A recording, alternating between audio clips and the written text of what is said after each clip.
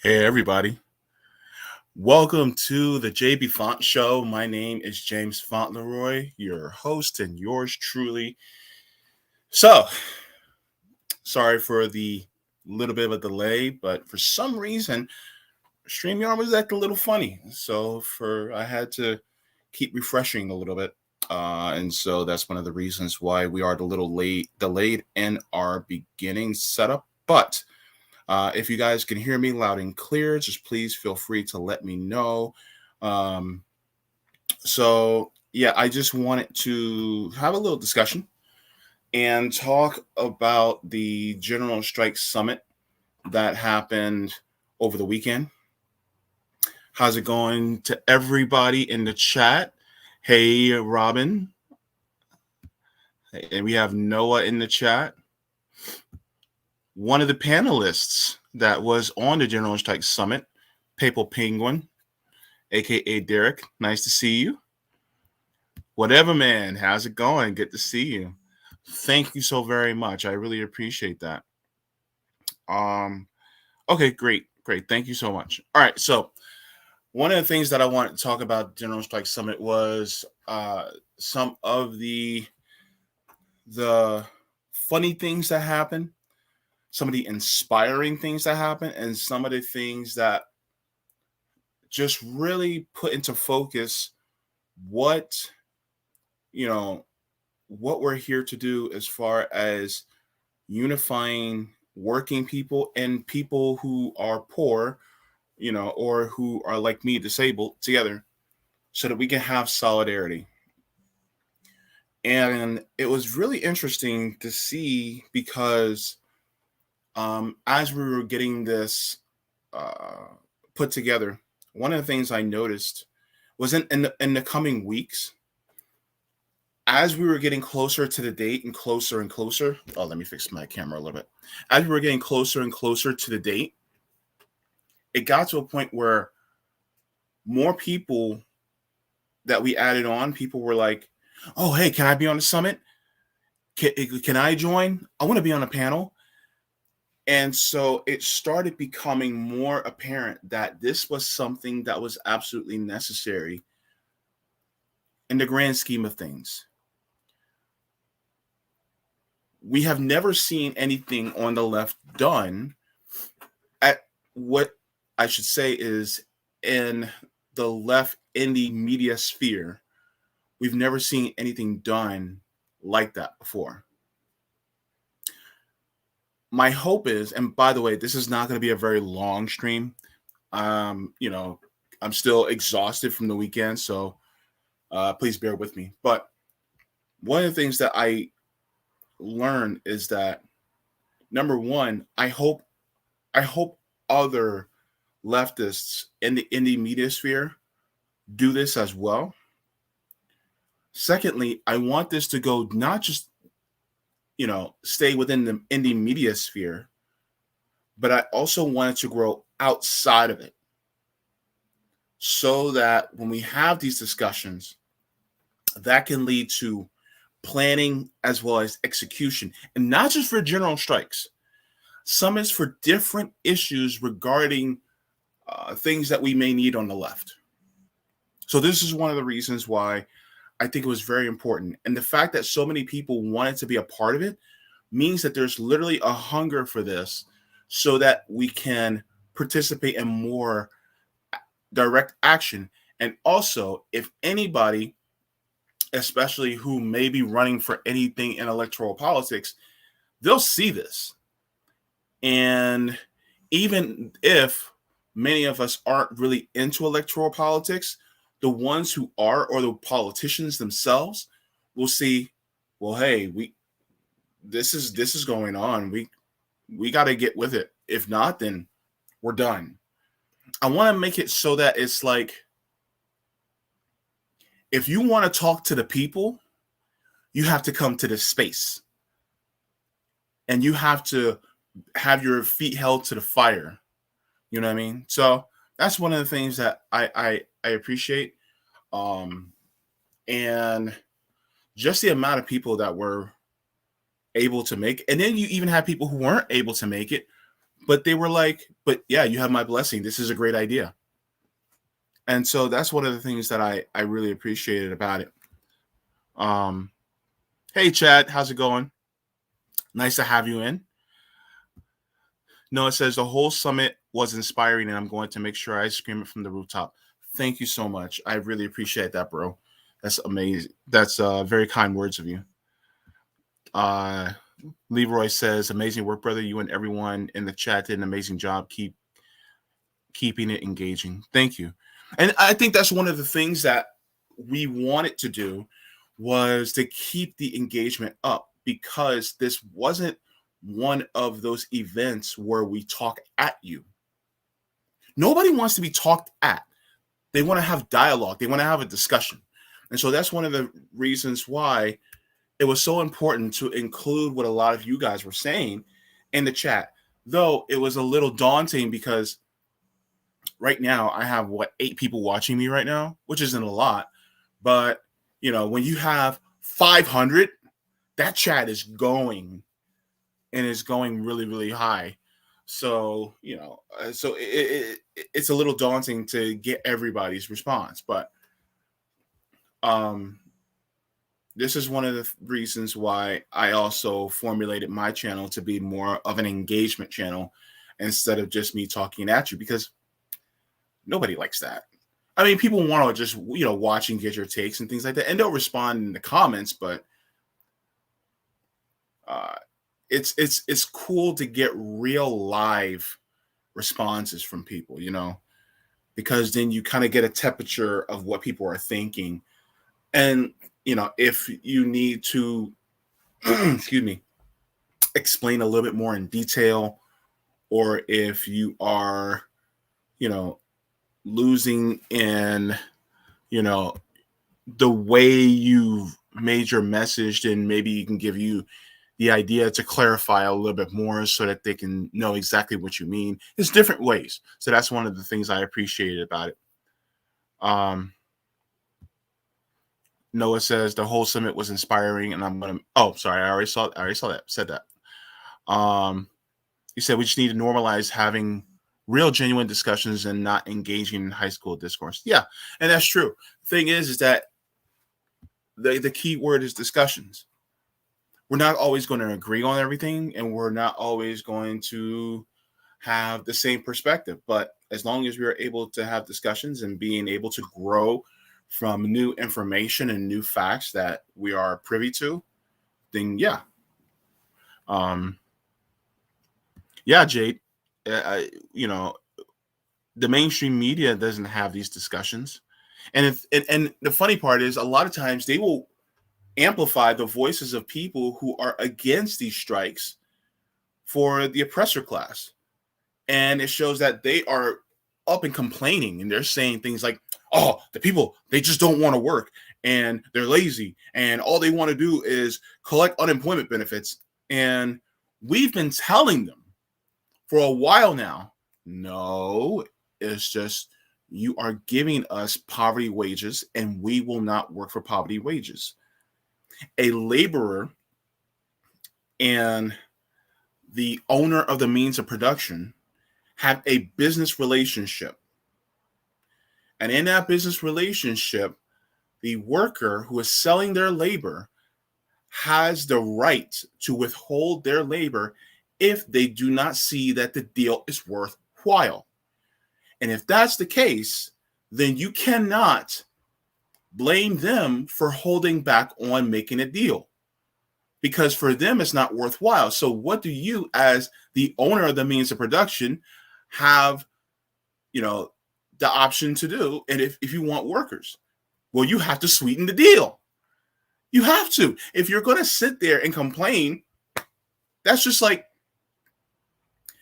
me trying to sell something at an extremely high price, and then nobody wants to buy it, so I start complaining, nobody wants to buy my stuff, even though everybody's saying, well, your stuff's too high, it's too expensive.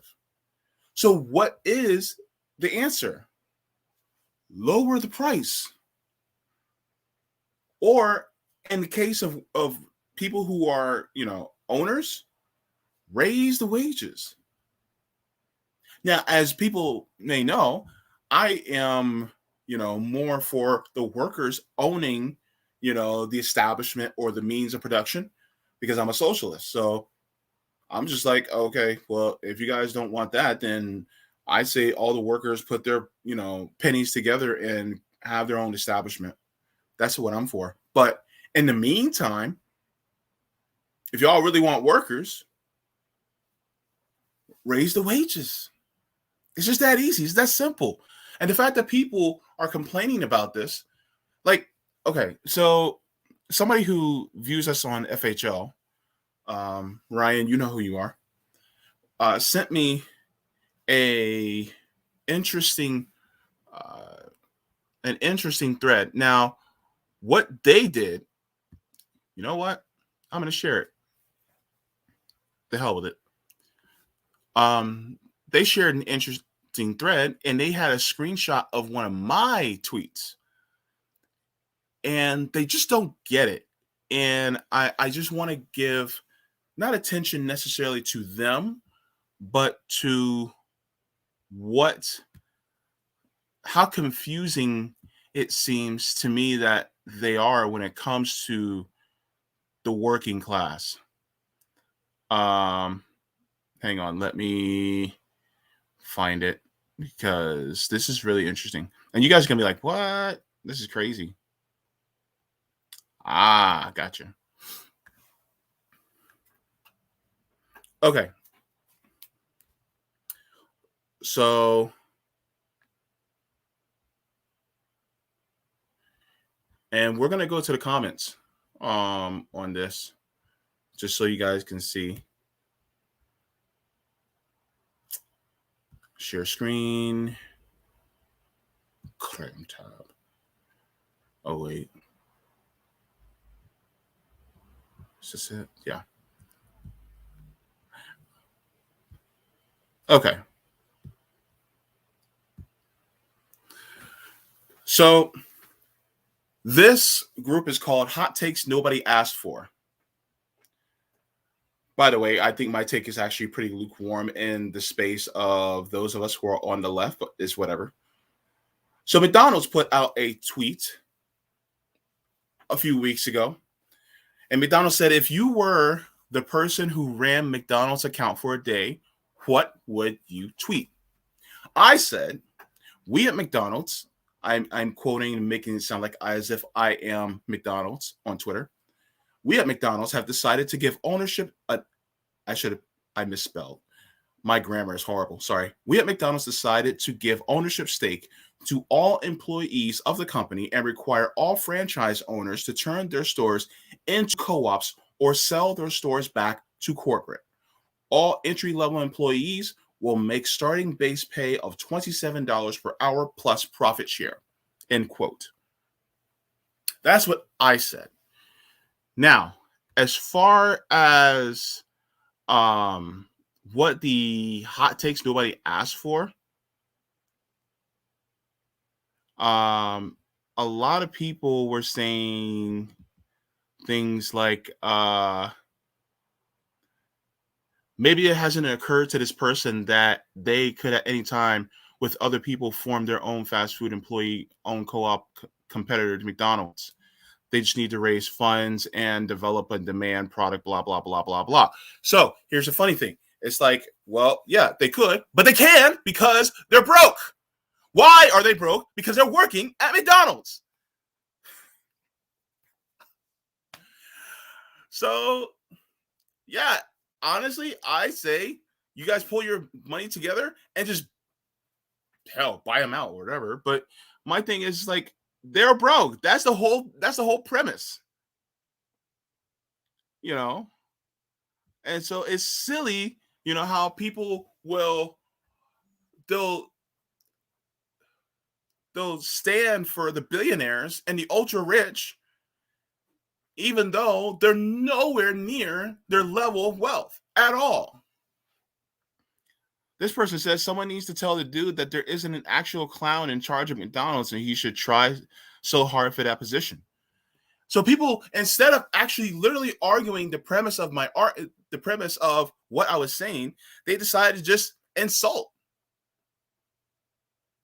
And it's funny because anytime somebody works for a company that's in the service industry, there's this narrative that, oh, they're lesser, they're lower. Oh, you work at McDonald's, you work at Starbucks.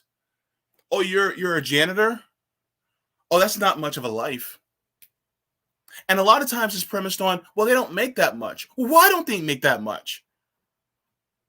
Primarily it's because the capitalist class, they diminished what a living wage is. They don't give a living wage.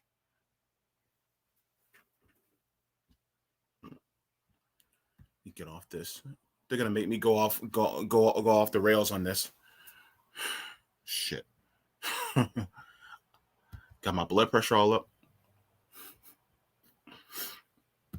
Hey Johnny, it was nice to have you on the summit. More was done in those 3 days to educate people on what's going on, what needs to be done, and how they can help than any other event in 2021. I appreciate it, and I just want people to focus more on this, on the information that was given, the history lessons that were taught, because it's very important.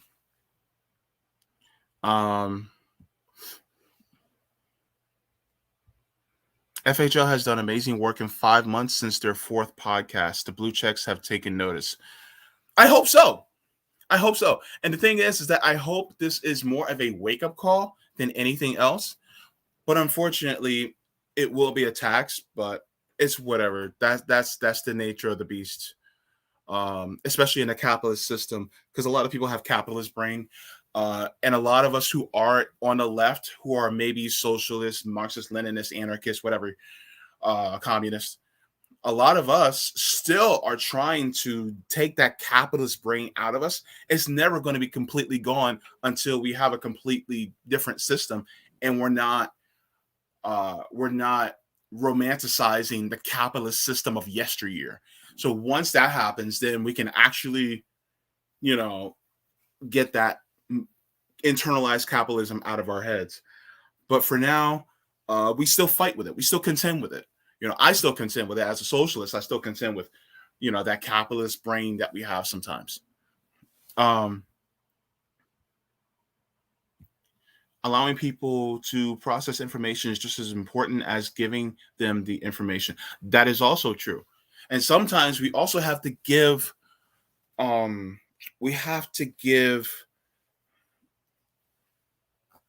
the word I want to use?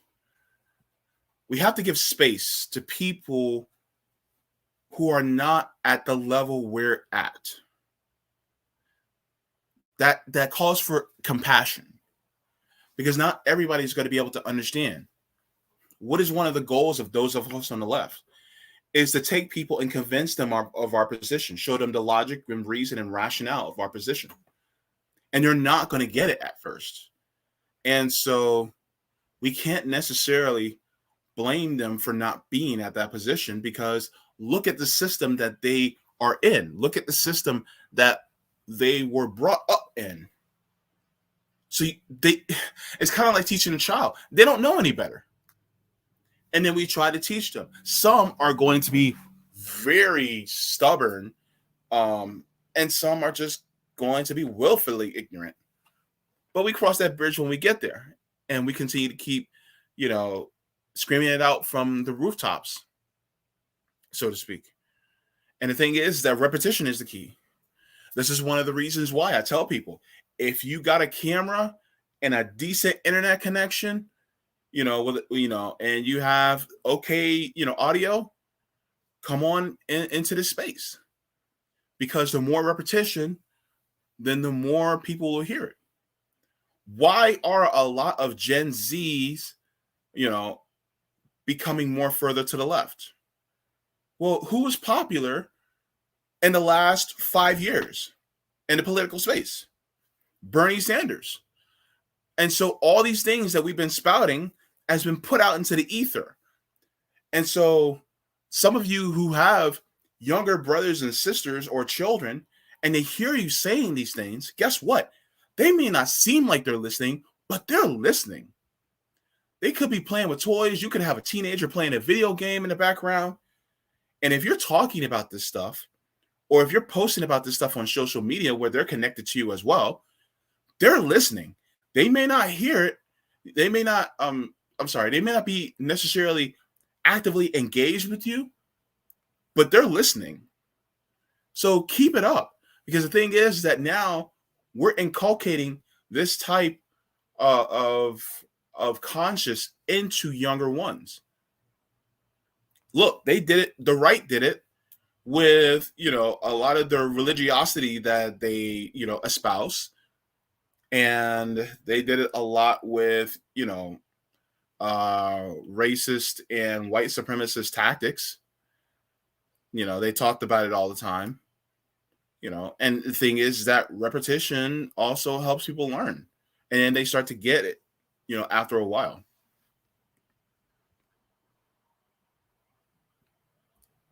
Hey, Radical, good to see you. Did I say hello earlier? I'm not exactly sure, but yeah. I just want to go to the chat. Yeah, Johnny, people don't want to work for shit wages and shit companies that don't treat them with dignity. Why would you? Look, the paratransit company that transports me to and from dialysis, they, sorry, just 1 second. I don't want to.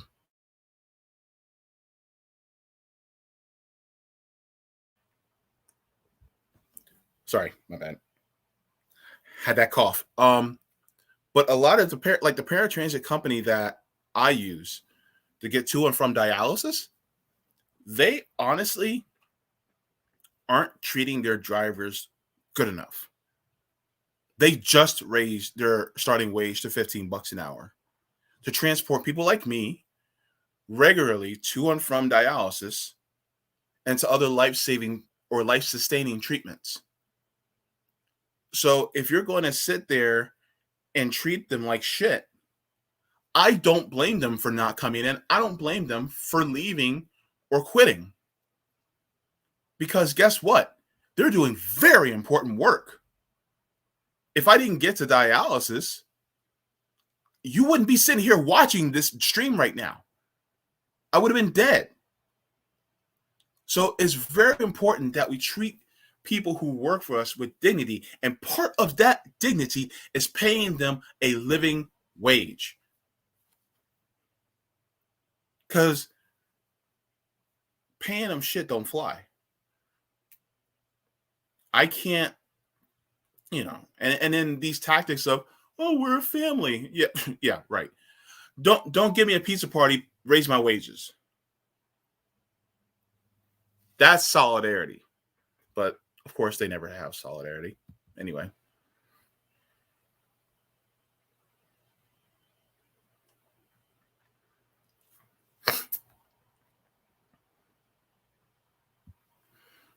Noah says the owners of the owners know the solution, but they absolutely refuse to do it. Why? Because they thrive on pain and misery. What's sad?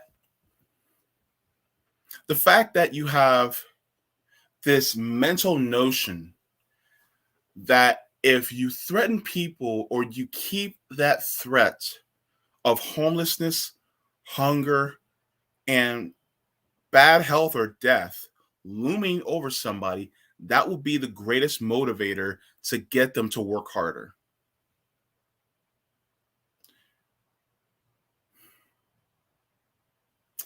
People are productive when they have more mental clarity. Being in poverty does not give you mental clarity. That much stress, it kills you. So that's not the right way to go. And there's this fear that people will be lazy if they don't have that motivation or that push to work like a dog. And no, that's absolutely wrong. People are productive anyway. Look at the people who make well beyond a thriving wage. Look at the people who make really good money. Like, I could have been George Clooney, made one good film, made $20 million, and then I can retire. No more working for me. I got enough money to last me a lifetime. But they keep working. Why? Because it's productive. Because it's something to do. But they just don't work so much to the point where they end up wanting to fall out at the end of the week. They're able to spend leisure time with their families. They're able to spend time, doing things that fulfill them. I'm sorry, but working at a call center is not fulfilling for me. Bussing tables is not necessarily fulfilling for me. We work to fund our lives.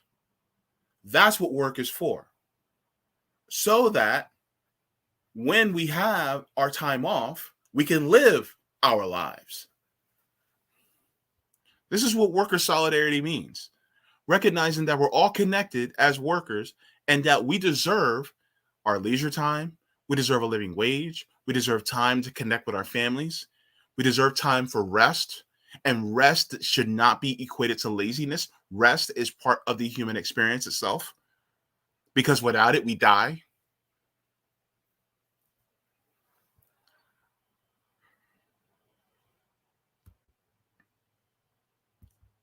What did I miss in the chat? So good to see you guys here. No, they didn't want that type of discourse where McDonald's doesn't want that type of discourse because the McDonald's doesn't want to pay people a living wage. Look, if they could lower the pay of people, their workers in Denmark, they would. Why? Because they want to keep more of the profit. And Denmark is just a social democracy. They're still capitalist.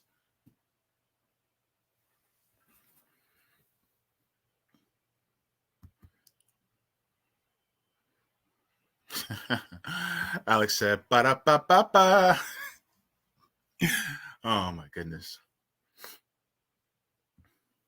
Yeah, what is the big deal? Doesn't everybody have access to a venture capitalist? That's the reason why for the General Strike Summit. I want to get back to that, though. Wow, you guys really are commenting. You guys are awesome. Here's the thing. One of the things that I absolutely enjoyed about the General Strike Summit, and I think it was a great idea, was that Rome went out to the Kellogg strikers, this Kellogg union strike. That to me was a golden moment. And the reason why, oh, sorry, Noah.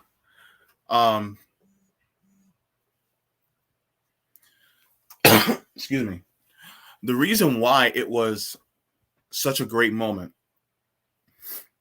was that we got to hear from them what their thoughts were without the filter of mainstream media. Noah, don't you listen to that jingle? No, don't you try. So yeah, that moment, and then the moment where we had one of the strikers from the nurses union out in Massachusetts. Those were golden moments because we got to see that they also expressed worker solidarity.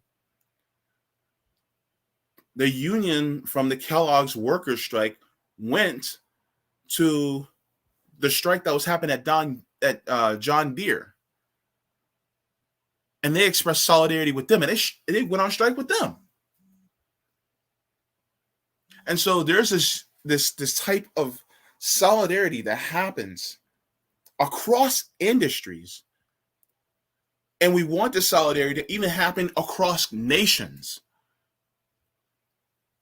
You see what's going on and Sabby brought this up. You see what's going on in Korea, South Korea. They're literally having a general strike in South Korea. How amazing would it be if we, as workers, expressed our solidarity with them and they express their solidarity with us? Because capitalism isn't just a United States problem. Capitalism is a worldwide issue. And the fact that we were able to get out there was amazing. I mean, you can say the prologue of the General Strike Summit was yesterday when Josana went out to the Occupy Pfizer protest for the die-in, as they were out there, which I think was absolutely phenomenal.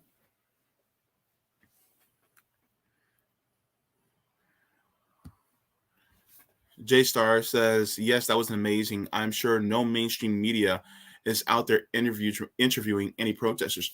No, and they're going to spin it. And they're going to bring in a lot of the union leaders who tend to be in league with, the corporation.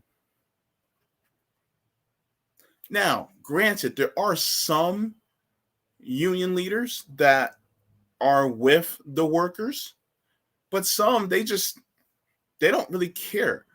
Some union leaders are just HR. I remember what my friend Mike told me, and he has his background in human resources. He said, human resources isn't there for the worker. It's there for the company. The company interests are their interests. So a lot of these companies, they'll see a union leader and they'll try to turn them into HR, but in a covert fashion. And so thankfully, the Kellogg's union leader wasn't down for that shit. And he was like, yeah, no, we're going to stand with the workers. And so he's, one of a few that stands with the workers. And we applaud that. And the fact that he was able to join us on a stream was awesome.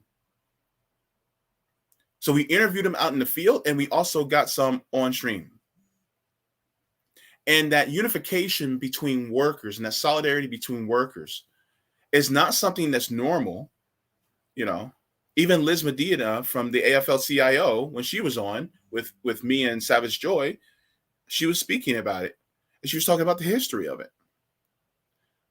So this is one of the things that I really enjoyed about the General Strike Summit, is the fact that we can actually talk to workers who were literally on strike.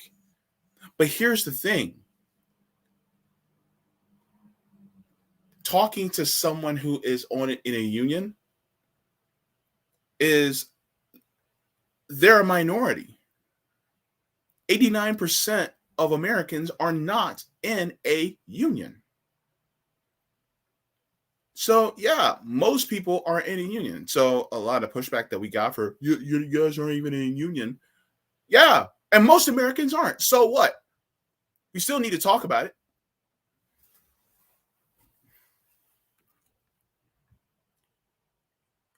And pushing for worker co-ops, that's the goal.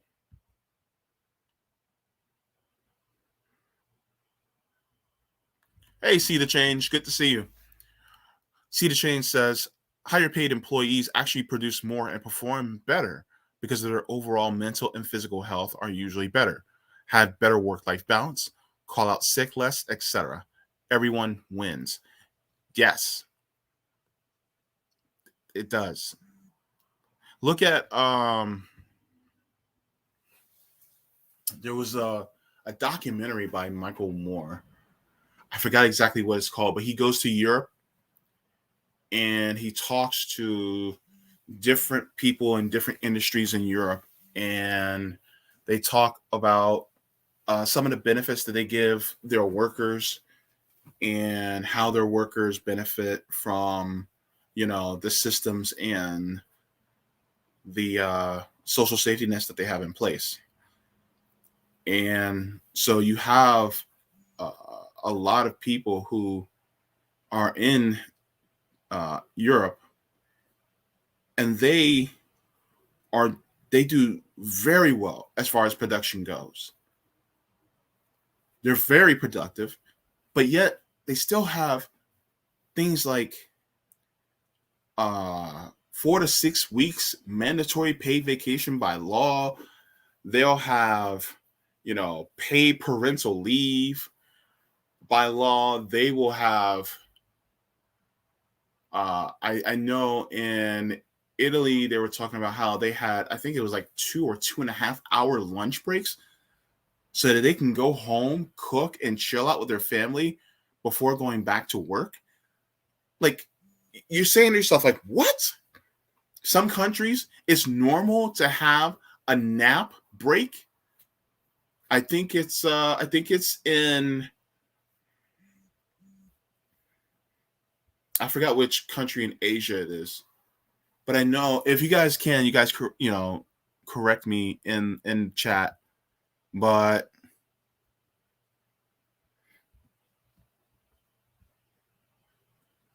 oh yeah, and yeah, and Sicko, that was also really interesting. They actually showed a young man that had, he got sick, and it was in France where he took like 6 months off, and I think he still got paid. Um, and he got to restore his health. There were times where he was at the beach, just chilling, because honestly, that was contributing also to his mental health. Because when you're sick or when you're dealing with chronic diseases like I do, it does affect your mental health as well. Which, by the way, I actually want to do a panel, a disability panel, and where we talk about our mental health as far as those of us with physical disabilities and those who have mental disabilities, how it affects them physically, even though everything seems to be working fine. I want to talk about that as well. And hopefully, I'm thinking about doing something probably January or February with another disability panel. But we'll get back to that.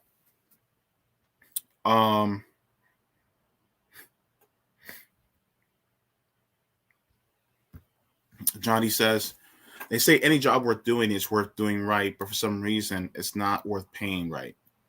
That's very true. I mean, if they're doing it right, and if they are making the company money, then they should be part of that instead of just a wage. Oh, Peppa Penguin says, count me in.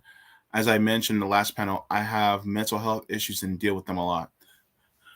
Definitely. I will keep you in mind for that one too, because it's very important that we have, your voice in that. So just give me 1 second. For some reason, I have this bad cough and I just can't seem to get rid of right now. It happened after the General Strike Summit.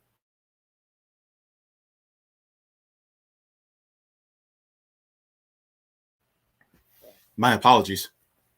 I'm pretty exhausted, by the way, but the General Strike Summit was completely worth it. One of the things that I thoroughly enjoyed as well, and I also want to give a special shout out to CJ for helping me out with this, was that we had not one, not two, but 3 disability panels throughout the General Strike Summit. Each day, we had a disability panel. And those panels were eye-opening, sometimes heartbreaking, sometimes inspiring, because the people that we had on those panels shared their experiences. Some were just normal people with disabilities. They weren't activists. And you had some who were disability rights activists and organizers. And the fact that we were able to give voices to people like them is really heartening. And they're forgotten so much within this nation. Just look at the benefits that we give, the disability benefits. They just toss pennies and expect us to live on that. They do us just like the rest of the capitalist class does the workers. And so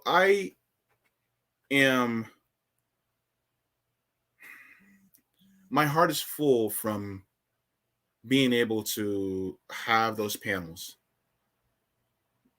because it was such a necessary thing. And my co-hosts at FHL they weren't just okay with having those panels. They were enthusiastic about having those panels. They were like, JB, you need to have these panels. These panels are deeply important. And if you need to add another, damn it, do it. And here's the crazy part. Many of you guys in the chat, like right now, I'm going to tell you right now, when I was doing my disability panels, they were all up in the chat. They were supporting even though they weren't on. That's solidarity. That's love.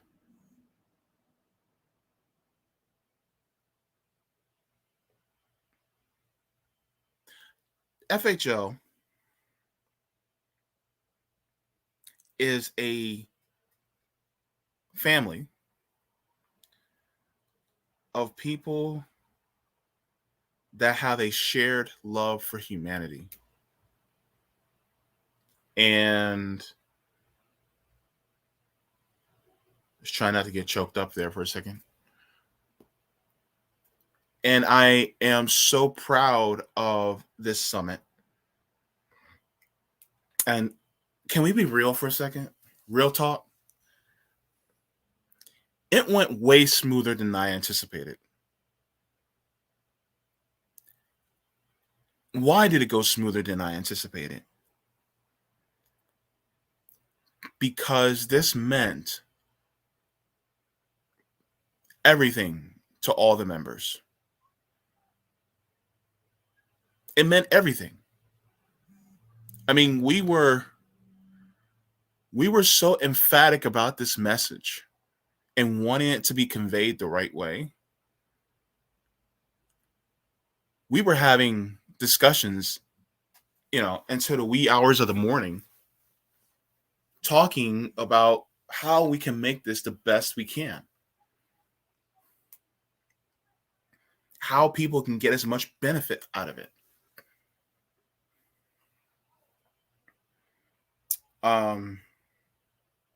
So yeah, it was awesome.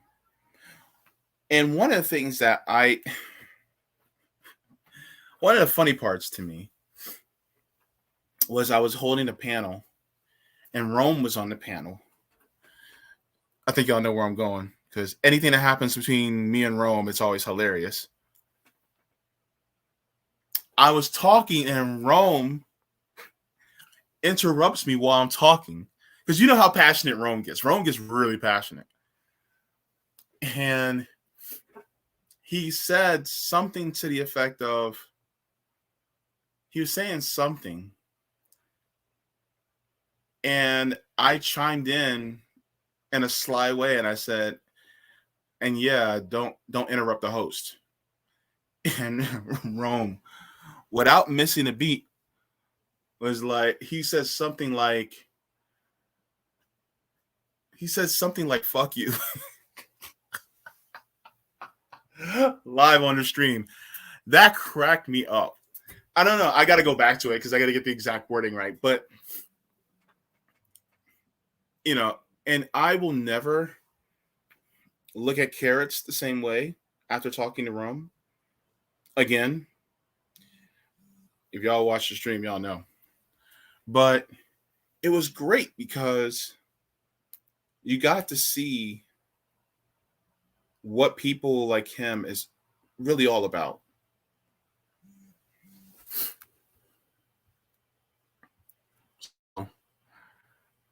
Yeah, that's one of the reasons why I was pretty happy with how it went. And um, the panels on also different plans. I distinctly remember Sharif having a discussion, and he was speaking about that a general strike doesn't necessarily have to be nationwide. It could be statewide. It could be countywide. It could be citywide. It could just be a region, and it can go um, across different industries. And they had such good takes about what can be done and how it can be done, and even talking about mutual aid, which is an integral part, was also deeply necessary. So I'm just happy with how it went. So it was lovely. I mean, that's the basic word I can say. It's just like it was almost like a family reunion. That song, Family Reunion. Yeah, it was just like that. Um, and yeah, I was sang by Gerald Levert. I think I don't know, but I think I'm correct on that. But it was great, because we got to see so many people join us for it. People that we've had many talks before with, and we also got to meet people who we've never got to speak with before. That's awesome too. Um, Look, optimism. It's still on YouTube. We're not going to take it down, and we're also making clips of the segments, so don't worry about it. Um, Alex Orso says a lot of mental health issues also lead to others. My untreated ADHD leads to anxiety. That's sad. And the thing is that a lot of times these things are onset by the issues that we face, through capitalism. And so whenever I put the hashtag capitalism kills, I really do mean it kills. Tony Plow says capitalists, I think you meant to say, love to say you get what you pay for, but they don't want to hear you tell them that about labor. Oh yeah. Oh yeah. They don't, it's just like, yeah, people are, not doing the job correctly. It's just like, I pay you guys this much per hour. It's like, well, maybe I would do it better if you paid me more, you know? Because the phrase "to much is given, much is required." Let's flip that around. To little is given, little is required. You give me a little, I'm not going to do that much. I'm going to do the bare minimum. And I hate when companies go, well, we want you to put forth initiative. Well, pay me initiative money. People are like, oh, companies like when you want to, stay longer afterwards and come in early. I'm like, well, y'all better pay me for it. But they don't ever want to. And I'm not talking about just the wages that I get. I'm talking about making it a living wage.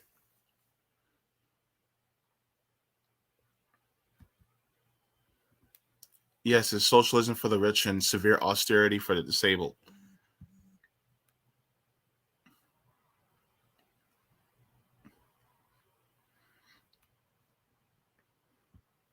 Johnny Axem says, you should be lucky you got a job. It's my favorite one. While they complain that no one wants to work. You should be lucky you got a business.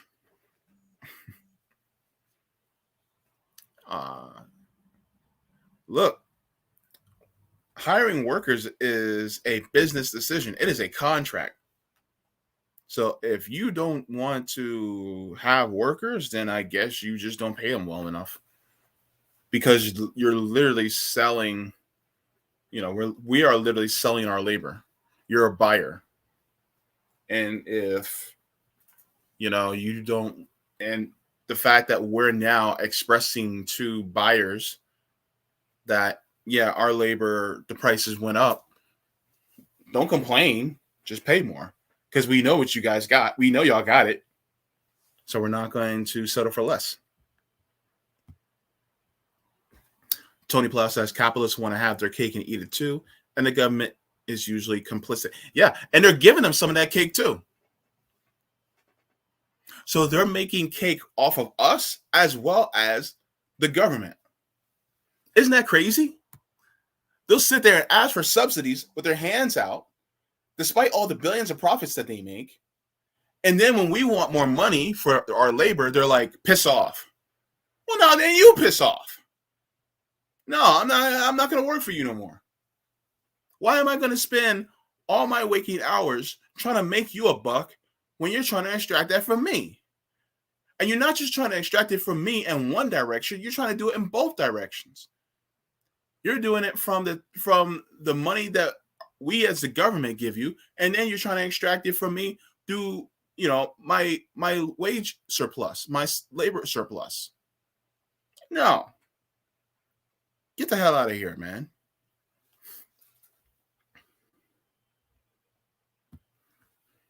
Alex Orso says businesses don't create jobs, hire workers to be nice. They hire workers to fill a needed role. Therefore, businesses need workers and should pay them accordingly. Yeah, we are the necessity. Johnny Axum says any business that can't pay its workers a living wage is a leech, stealing people's time for their own self-interests. And it's funny? They ask for our time and our physical and mental energy, and they ask for things that we can never truly get back. You never can actually get back time. That's impossible. So they're asking for excuse me, an even more precious commodity than money. Imagine how many parents had to miss time spending with their kids or with their loved ones just to make some money. They spent that precious time, instead of on their kids, on the capitalist class, the oppressor. That doesn't sound right with me. That doesn't sit right with me. People should work to live, not live to work. That's not being lazy. That's called being a human.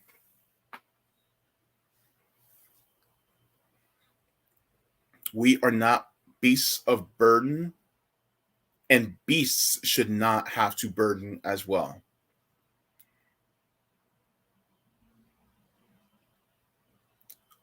So,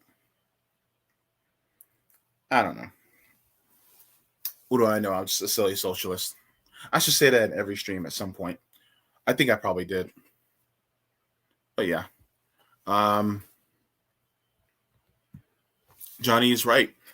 He says, and if they can't afford to stay in business, if they do pay a living wage, then they don't deserve to be in business. It's true. And people will be like, but I can't afford to pay it because, what about me? It's like, well, I guess you should be working on your own so that you can make a living wage yourself, and then keep working until you can afford to pay somebody a living wage. If not, don't be hiring nobody if you can't pay them a living wage. Simple as that. And it all comes back circular anyway, Because once you start paying people a living wage and other businesses start doing the same, then guess what? Those people who get paid a living wage will also come to your business and start paying, and you start getting more business. People, especially capitalists, always focus on the short term, never the long term. This is why our planet is screwed if we keep up what we're doing. Because they focus on the short term profits, not the long term gain. See, the change says all the power lies strictly in the hands of the employer. Right to work states, no reason needed to terminate someone. Who could even came up with that? That's dumb. That's capitalism. Yeah. So, yeah, I don't have much time. So I'm going to keep this down to about an hour stream. But yeah, I just wanted to, talk about what I enjoyed about the General Strike Summit. I'm deeply proud of all, the people who participated, as well as my co-host, the Fred Hampton Leftist. I'm very proud of them. FHL has been, amazing in their execution. And I also like to thank some of the people who, honestly, they were doubtful and they still spread the message about our General Strike Summit, even though it was in bad faith. So I'd like to thank everybody. And look, you guys are wonderful. Thank you so much for supporting me and my channel, even though it's still relatively new. And if you like the content, then you guys can buy me a coffee on Ko-fi. Or yeah, I put my what's it call it? I put my PayPal in the description as well, or whatever. They're gonna be taxing that anyway next year. Thanks, Joe Biden. And if you guys would like, please make sure to like this, make sure to subscribe. And if you're watching this after the live stream, then talk about, in the comments, what did you enjoy about the General Strike Summit? What do you think that we need to improve on? All these different things. So yeah, I would like to thank everybody that's listening also on Anchor. And you guys are amazing. Thank you for supporting me as well. And if you guys need anything, be sure to talk to your comrades, because mutual aid, excuse me, mutual aid comes from all of us. And actually, yeah, Alex, I am also in Venmo. It's at Jaybefaunt on Venmo as well. So yeah, I try to keep continuity. But yeah, so love you all. Solidarity with all of you. Drink some water. Water your plants. Take a breather. And think about all the things that you're grateful for. And I'll see y'all on the flip side.